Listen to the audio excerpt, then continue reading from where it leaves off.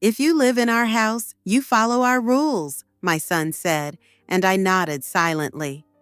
They turned my room into a home gym, tossed my chair outside, and dropped my favorite mug into the donation box. I became a shadow, a guest in the home where I once hung curtains and hammered in nails. Then the new bank agreement arrived, and I simply asked, "Is my name still listed as a co-signer?" Then my signature would cost them far more than their rules ever did. If this story resonated with your soul, click subscribe and let me know in the comments which city or country you're listening from. I'm truly curious to know where you're tuning in from. My name is Nancy Hart. I was 63 years old when I moved into my son's new home in suburban Pennsylvania. I had worked for over 30 years as a school accountant, the kind who always brought her own pen, kept backup receipts, and never made a single error in payroll. Numbers were a language I spoke fluently. People, less so. When my husband died unexpectedly after a stroke, the silence in our modest house became too thick to breathe. The rooms echoed with his absence. My son Johnny offered a solution. He and his wife had just closed on a newly built home on the edge of a growing neighborhood. He said there was plenty of space, and it didn't make sense for me to live alone. I hesitated, but the grief made me weak, and the thought of being around family felt like something solid I could hold on to. He needed help with the mortgage. His credit wasn't strong enough on its own, and he asked if I would co-sign the loan. It was phrased as a technicality, just a small favor, a paper formality. I trusted him. I didn't see the danger in attaching my name to a house that was supposed to be my refuge. The first weeks were fine. I had the spare bedroom, the one with a window facing the yard. I unpacked slowly. My books, my sewing basket, a framed photo of my wedding day. I cooked dinner a few times a week. I stayed out of the way. I wanted to be helpful, not a burden. I told myself I was lucky to be wanted. But then the room started to change. My son's wife suggested I remove the rocking chair because it didn't match the aesthetic. She brought in some yoga mats, then her treadmill. One day, I came home from the pharmacy and found my dresser had been moved into the garage. She said they needed the space. They moved me into the bonus room. Unfinished drywall, no closet, a thin mattress on the floor. I was told it would be temporary. I nodded. I was taught not to make scenes. But each time they rearranged something of mine, it felt like a small erasure. A decision made without my name on it, even though that name was still on the deed. Mornings became routines of avoidance. I would wake early, make coffee quietly, and take it outside to the back porch. I ate breakfast alone. I read with my cardigan wrapped around me even in summer. I stopped making suggestions, stopped asking questions. My presence became something tolerated. The family photos on the wall didn't include me. The mail stopped being handed to me. My prescription deliveries were left on the kitchen table unopened, like I was no longer capable of managing them myself. I was never explicitly told I was unwelcome, but silence does louder damage than words. They had friends over often. Dinners, parties, weekend barbecues. I was rarely invited to join. Once, I overheard my daughter-in-law tell someone that it's just easier when she stays in her room.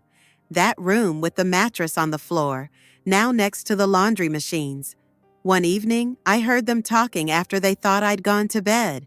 He said I needed to start respecting their rules if I wanted to stay, that I couldn't just do things my way. She agreed. They spoke like landlords, not family. That night, I lay awake staring at the ceiling, tracing the faint cracks in the drywall with my eyes. I thought about how I used to decorate Johnny's childhood bedroom with glow-in-the-dark stars. I thought about the late nights I spent balancing bills and scraping together extra money so he could go to college. I thought about the time I signed that mortgage document without reading the fine print because I believed his voice when he said, "Don't worry, Mom, it's just temporary." But nothing was temporary. accept my place in their house. I began to keep a small notebook. In it, I wrote down everything they changed, everything they said, not out of spite, but because it grounded me. It reminded me that I was still here, still keeping track, still fluent in numbers, even if they thought I was too old to understand my own worth. The bank statements still arrived in my name. The mortgage payment reminders, the property tax updates, they didn't lie. My name was still printed there. Small font, maybe, but there. And on the quiet mornings, with my hands wrapped around a lukewarm mug, I began to remember something I had forgotten in my grief. Shared ownership isn't just about family, it's about leverage. And I had more of it than they realized. The mattress they gave me sat directly on the floor. It wasn't even a proper guest bed, just an old twin that used to be in the playroom before the kids outgrew it. There was no headboard, no frame, and no nightstand. They placed a small lamp on an overturned storage crate and told me to make it cozy. The walls weren't painted, and there was a draft from the laundry chute. At night, I could hear the hum of the washer and dryer running just a few feet from my head. That corner of the house was never meant for sleeping, but no one asked me if I was comfortable. I kept my clothes in 2 plastic bins under the mattress. I folded everything neatly, though I didn't have much left that hadn't been boxed up or donated without my knowledge. The framed photo of my husband had cracked in the move, so I kept it face down in one of the bins. Somehow, it felt worse to see him broken than to not see him at all. They told me it was temporary, that they just needed time to reorganize, to figure out a better space. But weeks passed, then months, and the mattress stayed where it was. When guests visited, they asked where I was, and I heard my daughter-in-law laugh and say, "She likes having her own nook." I never corrected them. I had learned that speaking up only made me more invisible. I took most of my meals on the porch. The dining room was a war zone of etiquette and silent disapproval. The few times I tried to sit down, someone would already be in my usual seat, or there would be no plate set for me. I pretended I preferred eating outside. I told myself I liked the quiet. I would wrap a napkin around my utensils and slip into the shadows before dinner officially began. It wasn't about cruelty, not directly. It was about erosion, small, constant acts that chipped away at my dignity. My favorite mug disappeared one day, and when I asked about it, I was told it had a crack. Later, I found it in a box labeled "garage sale." My knitting basket vanished next. Then the little stool I used to rest my legs. Every item I lost felt like a memory being stripped away. They were simplifying the house, they said, decluttering. Once, I found a sticky note on the fridge that read, "Mom, please rinse dishes before putting in dishwasher. Thank you." The smiley face stung more than any sharp words might have. It made the message seem cheerful, polite, even though it was a rebuke. A performance of kindness layered over exhaustion. I started washing my dishes by hand and drying them quietly. After a while, I stopped using the kitchen altogether. I kept a thermos and some instant oatmeal in my room, which I made using hot water from the bathroom sink. I watched the mail, not for letters, they rarely came, but for mortgage statements. Even after all this time, they still came addressed to both of us. My name in black print, just as official as his. I saw how they ignored those details, assumed they meant nothing. They thought I was fading, that I was lucky to have a roof over my head. But I saw what they didn't. I saw the weight of a signature, the value of a name. They started remodeling. A new couch, a surround sound system, fresh landscaping in the backyard. My son bought a grill the size of a small car. He talked about building equity, about refinancing options. I listened without comment, though my hands itched to ask questions, to open the files, to run the numbers. Instead, I kept to my corner and observed. Sometimes I wondered if they even remembered I was part of the loan. that without me, the interest rate would have been much higher, that my retirement funds had gone into the down payment. I didn't remind them. I didn't need to. The bank remembered. I began writing things down, not just numbers, but behaviors. The times they locked the garage and forgot I had medicine in the fridge. The time they left for a weekend trip and didn't tell me. The time I called my son's name from the laundry room and he didn't hear, or pretended not to. My corner became a kind of quiet fortress. It was cold, yes, cramped, but it was mine, in a way the rest of the house wasn't. I began to draw invisible borders in my mind. That space, that mattress, that drafty wall, those were mine to control. It was the last boundary they hadn't yet rearranged. I slept lightly and woke early. I folded my blanket every morning with a precision I hadn't used since I was a young mother. I started tracking the bills again, not just the mortgage, but the utility statements, the renovation expenses. I watched patterns emerge, spikes in spending, missed payments, late fees. They were building a life on top of my silence, and it was starting to show cracks. They thought I had accepted their rules. They thought I had become furniture, quiet, fixed, easily moved. But in that corner, with my bins and my records, I was making space for something else, not for confrontation, not yet, but for certainty, the kind that only someone with decades of patience and a ledger full of evidence can feel. I had once believed that love meant adaptation, that to be part of a family, you had to yield. Now I understood something sharper. Love doesn't hide you in a corner. It doesn't erase you. And I had not spent my whole life becoming this woman just to vanish behind someone else's decisions. I waited, and I watched, not because I had no power, but because I finally realized how much of it was still mine. It started with a letter, a standard envelope from the mortgage company, addressed to both me and my son. I opened it in the early morning while the house was still quiet, the only sound being the tick of the kitchen clock. I unfolded the paper and scanned the content out of habit. There was a proposed modification to the loan, something about refinancing, locking in a new interest rate, adjusting the payment structure.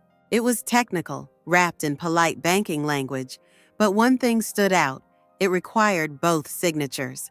I read it 3 times. Then I folded it again and tucked it into my sweater pocket.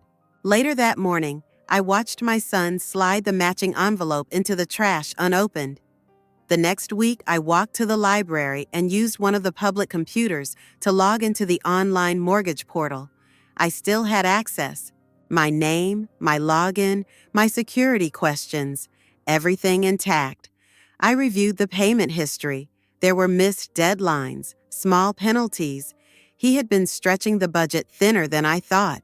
Renovations, travel, dining out, all while payments wobbled just enough to alert the bank. I printed a few documents and took a bus into the center of town. There was a branch of the mortgage bank on the corner of Main and 4th. I stepped inside with my purse tucked tight against me, feeling like I had aged 10 years in the last 10 months. The receptionist smiled in that trained way and asked how she could help. I told her I needed to speak with someone about my joint mortgage account. I sat across from a loan officer named Carl. He was young, polite, and slightly startled when I explained my situation. I was on the loan, yes. I was also a co-owner on the title. The documents were clear. He pulled them up on his screen and turned it slightly toward me, confirming what I already knew. My name wasn't secondary. It was equal. He asked if everything was all right. I told him I was considering selling my share. He blinked, surprised, then straightened his posture. He asked if I had someone in mind. I said I was open to options. He explained the process, the valuation steps, the legal review. He asked if my co-owner was aware of this. I said no, not yet. He handed me a printout detailing the current appraised value of the home. I took it and thanked him. On the way out, I passed a mother and son waiting to open a new account. I wondered what kind of promises they were making to each other. Back at the house, I said nothing. That night, my son casually mentioned that the bank had called him. He brushed it off as a routine follow-up. He didn't ask if I had spoken to anyone. Maybe he assumed I wouldn't know how to navigate those conversations. Maybe he thought my silence meant surrender. A few days later, another letter arrived. This one had bold red text. Action required.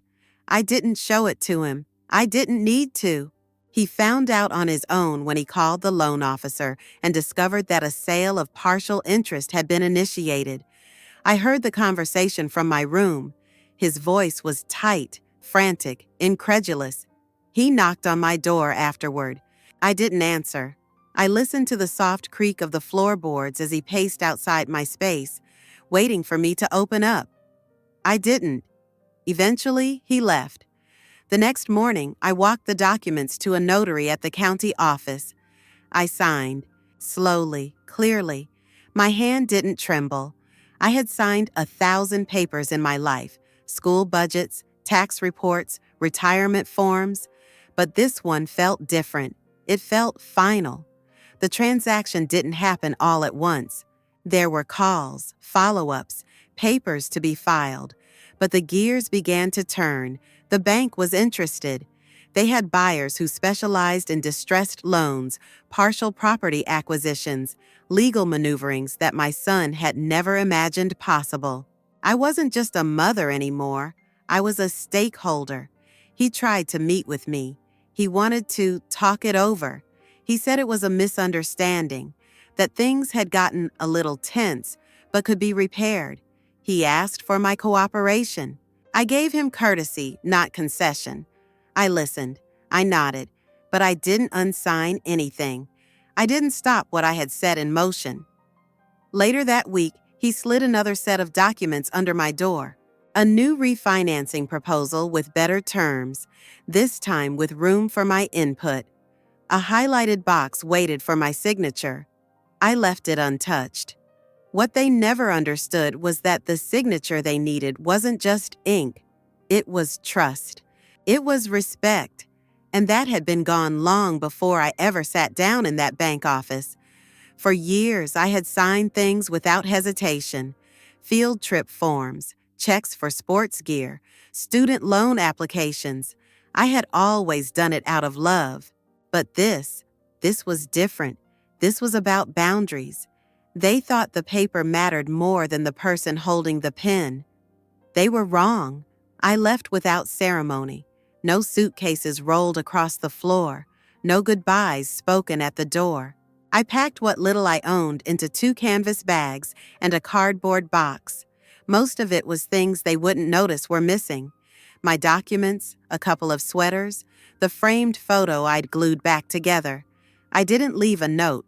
I didn't lock anything behind me. I simply walked out early one morning, just after the porch lights flicked off with the timer and before the sun touched the edge of the roof.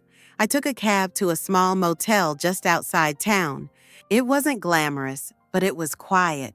The kind of quiet that didn't feel like punishment. I turned off my phone and let the silence stretch out like a blanket.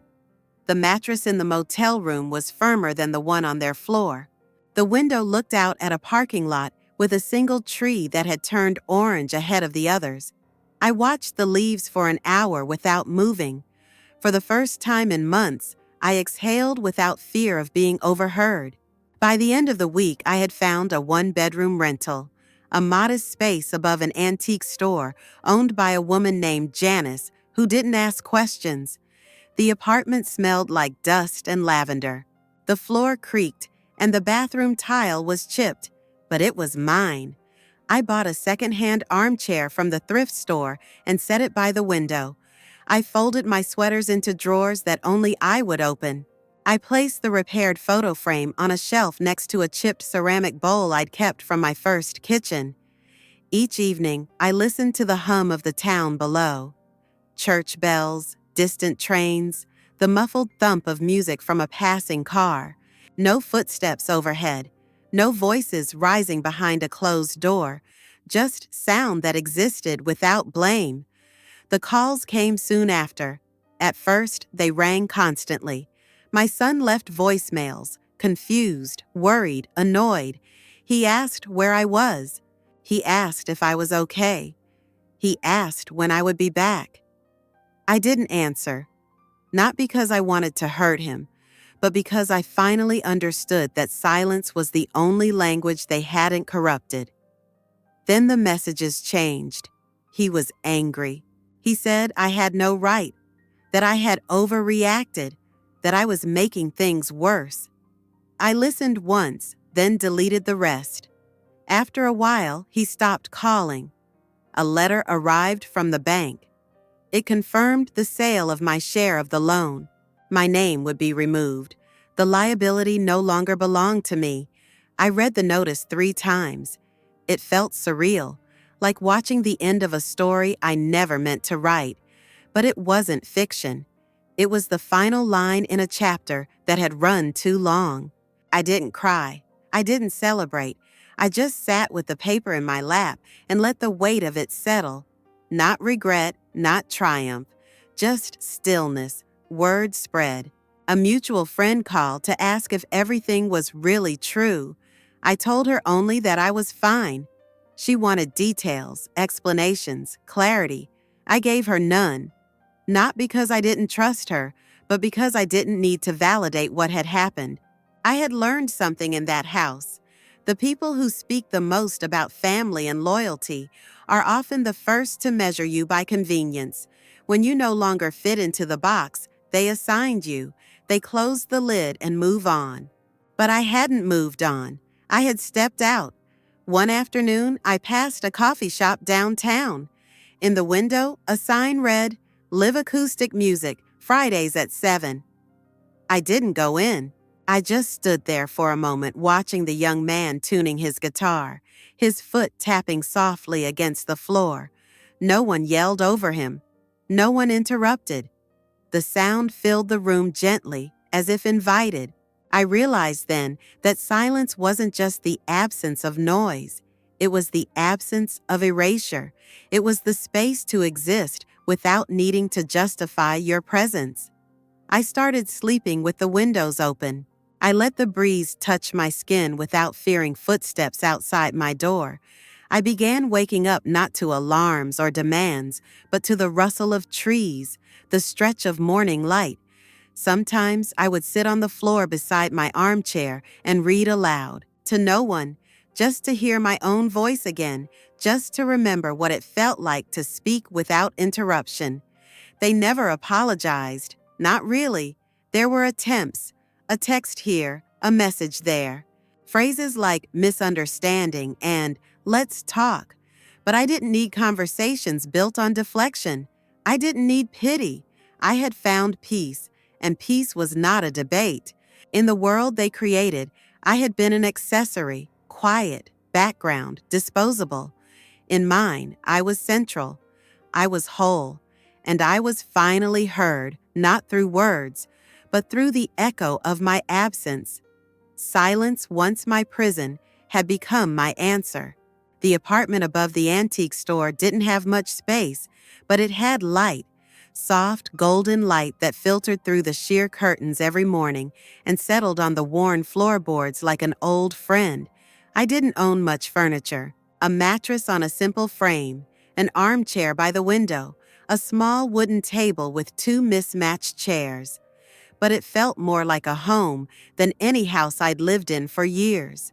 There were no walls to navigate around someone else's moods, no tension lurking behind closed doors, no quiet expectations about where I should stand, what I should say, when I should disappear. I could leave a book open on the kitchen counter, and no one would scold me for clutter.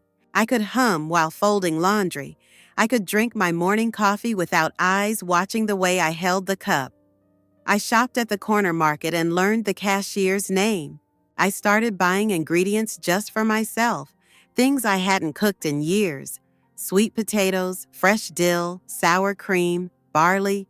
I made small meals that took time and care, and I ate them at my little table, sometimes with the radio playing softly in the background. The silence no longer felt like punishment. It felt like permission. At night, I wrote, not stories exactly, more like memories, pages of thoughts I had never spoken aloud.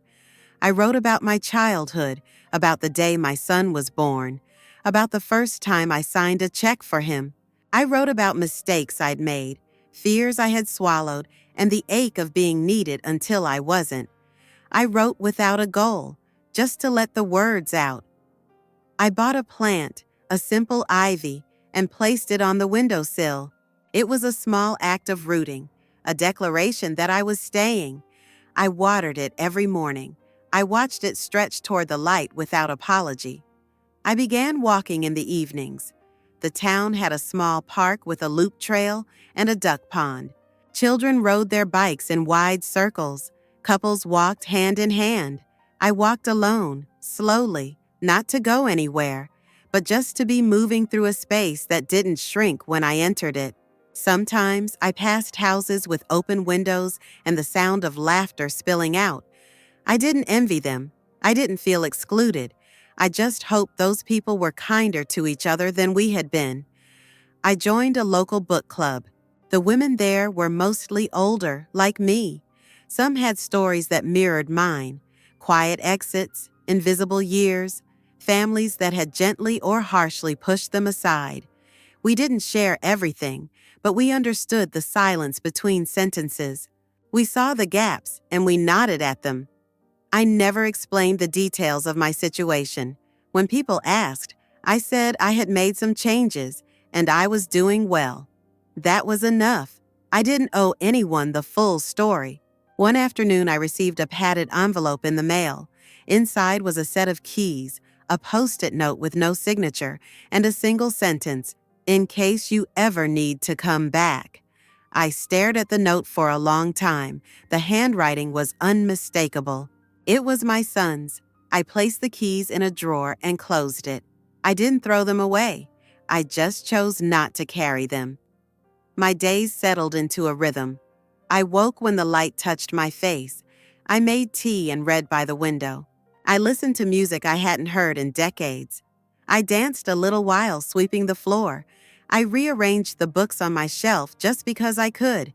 There were no rules in that space, no schedules I had to follow, no roles I had to perform. I was not a guest. I was not a burden. I was a woman living quietly, freely, in a home without judgment. I stopped watching the calendar. I didn't count how many days had passed since I'd left. I didn't mark holidays. I let time become soft, shapeless. It moved like wind through the curtains, present but not pressing. Some nights I lit a candle and sat in the dark with my thoughts, not to grieve, but to acknowledge the stillness I had found, the peace that came not from forgiveness, but from choosing my own path. There were no walls in my home, just space, space to breathe, to think, to exist. And for the first time in a long time, that was more than enough. The first card came in the mail without a return address. A pale blue envelope with my name written carefully across the front, as if the sender had taken time with every letter. Inside was a folded piece of thick stationery and a single sentence, "I miss you." No signature, but I knew the handwriting. I had traced those letters on permission slips and birthday cards for years. I placed the card on my kitchen counter and left it there for days. I didn't respond. I didn't throw it away. I let it sit between my tea kettle and the sugar bowl, like a question I had already answered. The second card arrived a week later. This time, it was longer, more sentences. A soft apology that never quite admitted wrongdoing, only that things got out of hand and we should have handled it differently. It talked about family and how important it was to stick together. It used words like misunderstanding and distance and healing, words that were meant to sound warm but fell flat. I placed it beside the first. Then came the flowers, a cheerful bouquet of daisies and lilies, left at my door with a printed note from a delivery service. No personal message, just a timestamp and an address I had never given them. I didn't bring the flowers inside.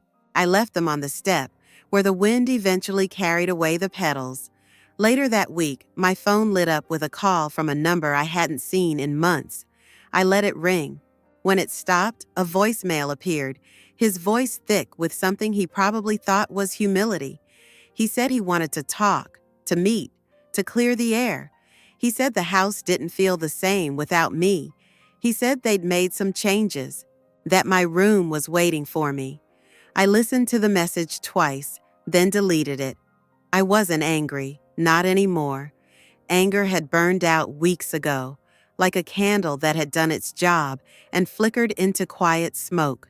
What I felt now was something deeper, clarity, a steady certainty that I didn't need to be invited back into a life that had pushed me out with silence. One evening, I walked to the park and sat on a bench near the duck pond. The sky was pale with early dusk, and the water reflected a soft ribbon of gold. A little girl nearby was laughing, chasing a breeze that had caught her scarf. Her grandmother sat on the next bench over, smiling quietly, her hands resting on a cane. We exchanged a glance, nothing more than recognition of age, of knowing. That night, I began writing again, but not about them. I wrote about the women I had met at the book club, about the woman who ran the antique store downstairs, about the librarian who always set aside the large print novels without being asked. I wrote about ordinary kindness, about the soft edges of human connection that had nothing to do with obligation. They kept trying. A message from my daughter-in-law came through social media. A photo of the dining table, newly decorated. A caption that read, "Sunday dinner isn't the same without you." I scrolled past it without responding. It wasn't cruelty, it was choice. They wanted me to return so they could say they had fixed things. But what they really wanted was the version of me who didn't speak, who moved quietly, made meals, smiled politely, and accepted half space as enough. That woman was gone. I began volunteering at the local community center, helping with tax forms for seniors and low-income families. My hands remembered the patterns, the math, the rules. People came in with questions, and I answered them with ease. They looked at me with respect, with gratitude. I was useful again, not in a transactional way, but as a person with value. One afternoon, a woman named Marcia asked if I had family in town. I paused for a moment and said, "Not anymore." She nodded, not prying. Then she invited me to her sister's birthday potluck that weekend. I baked my mother's cornbread recipe and brought it warm, wrapped in a clean dish towel. It disappeared within minutes. That evening, sitting in a circle of strangers turned someone's, I felt something shift inside me. Not joy, exactly, but steadiness, a voice that didn't need to be loud to be heard. Later, I walked home beneath the streetlights, the air crisp and kind. I passed a house with an open window and music playing faintly inside. A piano melody, something slow and familiar. I paused just for a moment and let it wash over me. I no longer needed to prove anything, not to them, not to myself. My voice had always been there. It just took silence to find its strength. The library was always quiet in the late afternoons. I liked to sit near the window in the nonfiction section, where the sun slipped in just enough to warm the tops of the chairs. It reminded me of the classroom I used to work in before retirement, where dust floated in golden shafts through the blinds and students whispered behind paperback novels. I hadn't gone to the library much during the years I lived with them. There never seemed to be time or space or energy, but now I returned like someone coming home. One day, I found a book on personal finance for retirees. I flipped through the pages and noticed outdated information, tax codes that had changed, benefits that no longer existed. I brought it to the front desk and mentioned it to the librarian, a soft-spoken woman named Evelyn with kind eyes and a permanent shawl around her shoulders. She thanked me, then asked if I'd be willing to help her sort through the older volumes in that section. Just for an hour or two, she said. Nothing official. That afternoon turned into a week into a month. Before long, I had a small desk in the back corner of the library with a cup of pencils and a notepad labeled Nancy. I started by organizing the shelves, then cataloging outdated resources. Then Evelyn asked if I would consider hosting a monthly workshop for seniors on budgeting and financial literacy. Nothing too formal, just conversations, tips, worksheets. She said the turnout might be small. I didn't care. The first session, 3 women showed up. One brought cookies. Another brought a notebook full of questions she'd been too embarrassed to ask her son. They sat with hands folded in their laps, unsure of how to begin.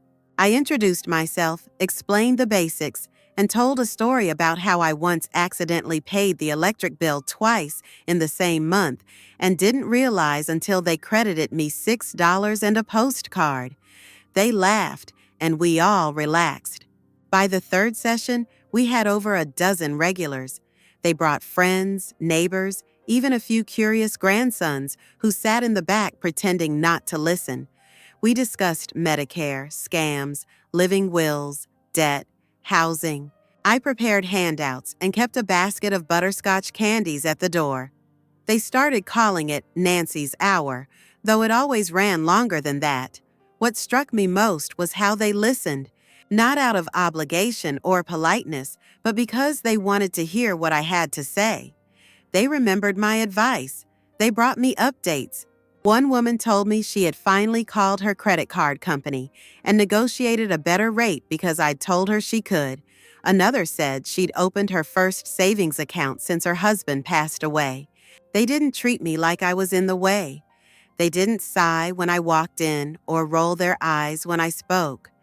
They greeted me with smiles. They asked how my week had been. They told me I looked well. It wasn't grand, it wasn't loud, but it was real. I began baking again, just small things, muffins, scones, simple pies. I brought them to the library on workshop days. Someone donated a little coffee urn, and soon we had our own version of community. We weren't just learning. We were healing quietly, steadily, together. I started keeping a scrapbook with photographs, flyers, notes from the ladies. One of them gave me a hand-stitched cloth that said, "You make us brave." I framed it and placed it by my window. Sometimes I caught myself thinking about the other house, the one where my name had once been on every legal line, but never on a welcome mat. I wondered if they still held dinners, if the fancy grill was still out back, if my room had been redecorated into something completely different. I didn't feel sadness, just distance, like remembering a place I had passed through on the way somewhere better. Once, Evelyn asked if I would speak at a town event for Seniors Month. Just a small speech, something about empowerment and aging with purpose. I hesitated. Speaking in front of strangers wasn't something I had done before. But then I thought about how far I had come, not geographically, but personally. That night, I wrote out a speech longhand at my kitchen table. I kept it simple. I talked about the importance of starting over, about choosing dignity over comfort, about the strange strength that comes from having nothing left to lose. I read it aloud to myself, slowly, like a prayer I had written for someone who used to live inside me. When I spoke at the event, I didn't shake. My voice didn't crack. I looked out at a sea of silver hair and soft eyes and felt completely at home. I saw heads nod. I saw people lean forward. I saw them listening. Afterward, someone approached me with tears in her eyes and said, "I thought I was the only one." I touched her hand and said, "You never were." I wasn't famous. I wasn't important. But I had become something I hadn't felt in years. I had become remembered. The envelope came in late spring, thick and official, with my name typed neatly on the front. I recognized the law firm logo in the upper left corner, one I'd seen before in earlier years when things still felt manageable. I opened it slowly, carefully, as though the weight of what was inside could somehow leak through the paper. Inside was a new agreement, a refinancing proposal, legal language wrapped around a plea. They were trying to consolidate the mortgage, restructure the debt, remove my name from the records. Clean, easy, no fuss. It required only one thing from me: my signature. I read the pages in silence, seated at the little kitchen table where I had grown used to the sound of my own breath and the gentle ticking of the wall clock. It was all there in black and white. The terms were generous. The language was careful. There was even a line about gratitude. Gratitude, of course, tucked behind layers of legal cushioning. They wanted closure, not for me, for themselves. I stared at the signature line, my name printed beneath a blank space, waiting. I made a pot of tea and drank it slowly.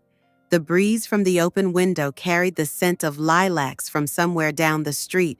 It reminded me of the garden I once kept, the way my husband used to bring in clippings for the kitchen vase, the way I'd trim stems with quiet reverence. That was before life became tangled in paperwork and silence. I left the documents on the table for 2 days. I didn't call anyone. I didn't ask for advice. I knew what they wanted. I understood what it meant. But I also understood what I had signed away when I gave too freely: my time, my voice, my space. Not this time. On the 3rd day, I picked up a pen, not to sign, but to write. I composed a letter on a fresh sheet of stationery, the kind I saved for real things. Not bills, not junk. The kind that deserved a steady hand. I wrote that I had received the documents. I wrote that I had read every word. I wrote that I would not be signing, not because I held a grudge, but because I had already given more than I should have. I wrote that there are signatures that bind, and there are signatures that erase. I had done enough of the latter. I folded the letter and placed it in a separate envelope. I addressed it to the attorney listed on the cover sheet. I didn't include any extras, no explanations, no pleas, no bitterness, just a statement of truth. At the post office, I handed the envelope to the clerk and watched as she placed it in the outgoing tray. It slid away with dozens of other messages, but I knew mine would stand out. That evening, I sat by the window and watched the sunset melt over the rooftops. The sky was the color of ripe peaches, soft and warm. I thought about all the times I had signed things in my life: birth certificates, school forms, checks, contracts. My name had been everywhere, but it was never truly mine until now. I had reclaimed it not by writing it, but by refusing to. A few days later, another message arrived. This one was personal, handwritten, not from a lawyer, but from my son. It was a page of memories, some real, some curated, carefully strung together with nostalgia. He wrote that he understood now, that he respected my decision, that he wished things had been different. He included a photograph, an old one, me and him on his first day of kindergarten. He was holding my hand, smiling at the camera, his backpack crooked and oversized. I looked tired but proud. That photo had once sat on the mantel. I hadn't seen it in years. I placed it on my bookshelf between 2 novels I loved, not as a token of forgiveness, but as a reminder of who I was, of what I had done. The world didn't change after that letter. My days stayed mostly the same: quiet, deliberate, mine. I taught my last financial literacy class for the season and took a break for summer. I planted herbs in little pots on my windowsill. I joined a puzzle group at the senior center. I started sleeping deeper. One night, I lit a single candle and sat beside it, thinking about how many parts of me had been signed away over the years. I thought about how this time I had written an ending that didn't require applause or recognition, just peace, a signature withheld, a voice kept, and the space I had built around myself, sturdy and quiet and entirely one way.